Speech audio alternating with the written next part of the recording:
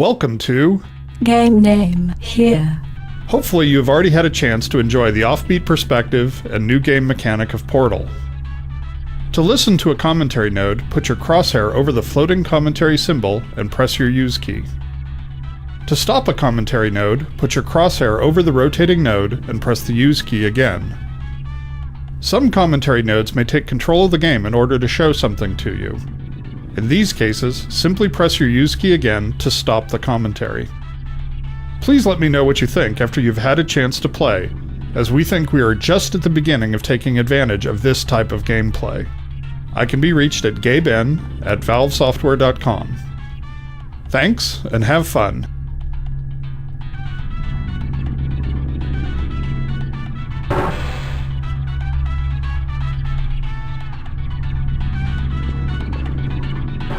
It's absolutely critical that players quickly wrap their heads around what a portal is. We noticed early playtesters grasped the concept much more quickly when they caught a glimpse of themselves through a portal. So we deliberately positioned this first portal to ensure that players will invariably see themselves. And again, welcome. One of the things we learned from Narbacular Drop, our student project that became Portal, was that players often thought portals took them into other spaces, or even other dimensions. To help fight that notion, we start players in a visually unique room with memorable objects, so that when they walk through a portal for the first time, they have a clear point of reference which communicates the idea that they're still in the same basic location.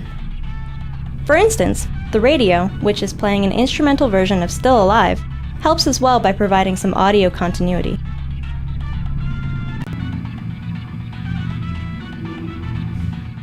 We put the player character in an orange jumpsuit to reinforce the fact that she's a test subject.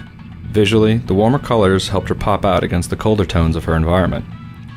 Some playtesters were wondering why she could fall so far without getting hurt the way she would have if she were in Half-Life 2. In response, we added a mechanized heel spring to her lower legs. Afterwards, there was no longer any question about why she could survive such long falls.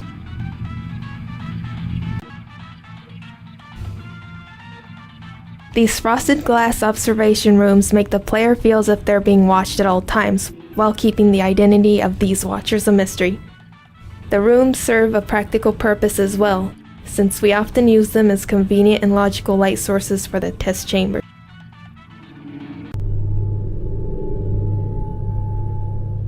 Portal is effectively an extended player training exercise. We spend a huge portion of the game introducing a series of gameplay tools, then layering those tools into increasingly difficult puzzles. This layering starts here, where we train the button and box mechanic, before introducing the more complicated concept of portals. We wanted players to feel safe while standing in a portal, so we never kill them or destroy objects within a portal that's closing. Instead, we either push or teleport objects out of a portal as it closes. We very deliberately introduce and train each gameplay concept in Portal, so that once players reach this spot, we're confident that they know what a portal is and roughly how it works. Early versions of the game let players stumble through the beginning, without always understanding what was going on, which really compromised teaching new concepts. The puzzle you just finished was designed so that stumbling around will almost always lead to a dead end. Completing the puzzle requires walking through a minimum of 5 portals in a specific order. This kind of gating, in which a solid understanding of key gameplay concept is required for success, helped standardize the learning curve of the game tremendously. In early versions of this map, playtesters would charge down the stairs without noticing what was creating the portals. We introduced a mandatory pause in the action, what we call a gate, to help ensure that players stop and notice the portal gun making the blue portal. A particle effect and a loud noise helped draw their attention.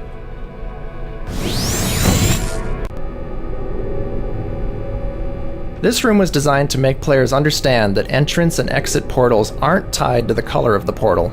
Playtesters often assumed that orange portals were exit only, so we created this puzzle to force players to enter an orange portal.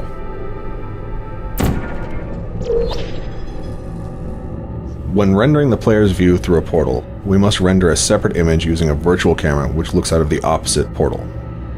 To obtain a correct image and efficient rendering performance, we render only what is visible through the limited field of view of the opposite portal and exclude objects which lie between the virtual camera and the plane of the opposite portal.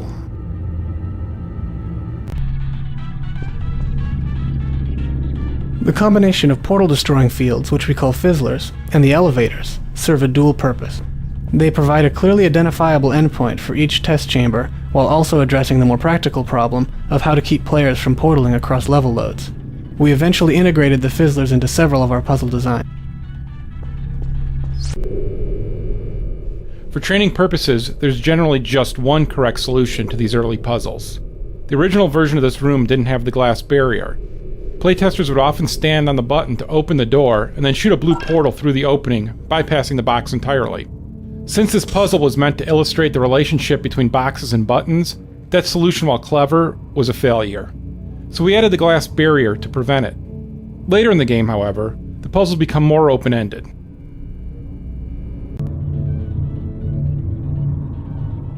Integrating portals with Source Engine's physics system was a complex process that required several iterations to achieve the right balance of performance and correctness. Because portals can be placed virtually anywhere in the game's environment, the physics system had to be modified to allow dynamic changes to its representation of colliding geometry, such as the walls and floor around this box, and any objects which may lie on the opposite side of the portal. Initial implementations of this dynamic collision generation system could take up to 1/2 of 1 second, or 500 milliseconds, to compute the correct collision. This may not sound like a long time in everyday life, but this pause during the portal creation was quite noticeable in the context of a game. Ultimately, we designed a system that creates temporary hybrid physics environments in bubbles around the portals, using less accurate collision than that produced by Source's standard collision generation, but was accurate enough in practice and reduced the time to create dynamic collision representation from 500 milliseconds to just 10 milliseconds, which is an imperceptible pause during portal creation.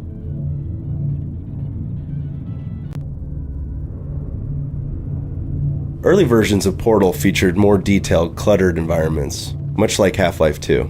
We quickly realized that unnecessary objects scattered all over the place distracted players to the point where it actually interfered with the Portal training process. So we simplified the art style to favor clean, focused test chambers. The modular approach we settled on makes it look plausible that the chambers can reform dynamically on these pistons.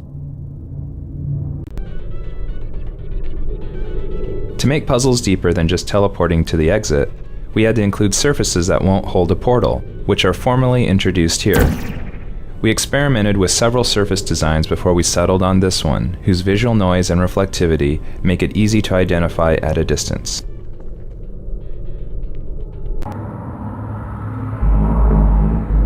Originally, these scaffolds ran on electrified tracks, but crafty playtesters would hop along the rails to the exit, bypassing the puzzle entirely. We tried to solve this by killing players as soon as they touched the rails. That solution ended up being too much of an overcorrection, as even skilled playtesters were getting frustrated by these one-hit kills in the more complex puzzles later in the game. Making the scaffolds run along immaterial beams of light solved both problems.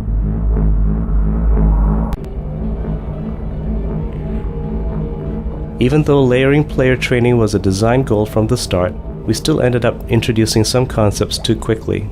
For instance, this used to be the first energy ball redirection puzzle. Playtesting revealed that this puzzle introduced too many new concepts at once, which ended up frustrating a lot of playtesters. In response, we inserted 2 test chambers before this one to make the energy ball redirection training more gradual. We previously talked about how we handle static portal collision, but collision with moving objects on the other side of a portal is a completely different and equally hard problem. Walking onto this scaffold was a very iffy proposition for the first few months of development. We solved the problem of colliding with these dynamic objects by cloning the objects from one portal to the other and strictly controlling what objects are allowed to collide with each other and how they're allowed to collide. Because our test chamber environments were simplified for training purposes, we created visual hotspots within the rooms to guide players' attention. The design is essentially a balance between round objects and sharp objects.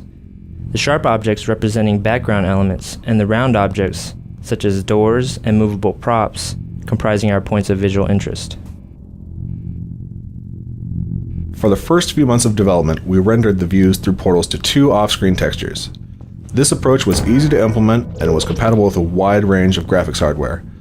Unfortunately, this method was incompatible with anti-aliasing and consumed a large amount of video memory in order to handle recursive views through several portals. Because of these disadvantages, we switched to a system which renders portal views recursively into the frame buffer with the aid of the stencil buffer to isolate pixels corresponding to a given portal. This is a more effective scheme because it is compatible with anti-aliasing and does not consume any additional video memory for off-screen textures.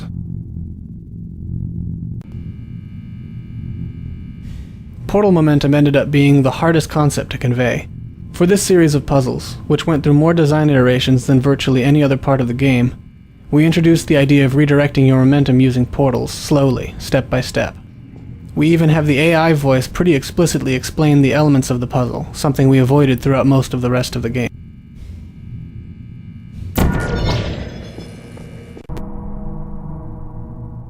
Using gravity to fall into one portal so that you come rocketing out the other portal, a skill we call flinging, was another difficult concept to train. We designed a specific visual cue, a pushed-out concrete block with checkerboard tile above a pit, to indicate to players that it's time to use the fling maneuver. Repeated several times, this cue helps players associate pushed-out concrete slabs with flinging, in much the same way that players learn to associate cubes with buttons. Originally, these exit portal surfaces were static geometry in the final position, but playtesters stubbornly refused to look up to find them. This is another example of the classic game design problem of coaxing players to look up. By putting the portals on moving pistons, we were able to start them in a position that players were more likely to see. We found that rather than looking into portals to see where it went, playtesters would often leap blindly to their doom. In response to this observation, the moral of this puzzle is look before you leap. The safe orange portal is out of the player's view from this balcony. That forces them to peer through a portal to see it, which trains players in the remote viewing capabilities of portals. Originally, a weighted button was used to open the far door, but playtesters so strongly associated boxes with buttons that they'd get stuck searching hopelessly for a box. We changed the big button to a pedestal-mounted push button, thus removing the box association, but playtesters still had trouble realizing they needed to shoot a portal through the door. Adding a ticking timer sound when the door was open cued players that the puzzle expected them to act during that time, which solved the problem. This room is designed to build anticipation for the big moment when players finally get the fully powered portal gun.